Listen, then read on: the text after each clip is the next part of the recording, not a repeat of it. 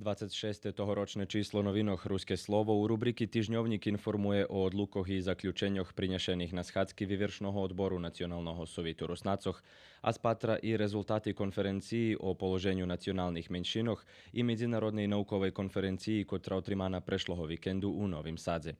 Našo mesta među inšim zaznačili ušorjovanje javnih povrhnostoh u Đurđove i Kocure idze šatu regatu u vodoh Vojvodini kotra zašla i do Kerestura.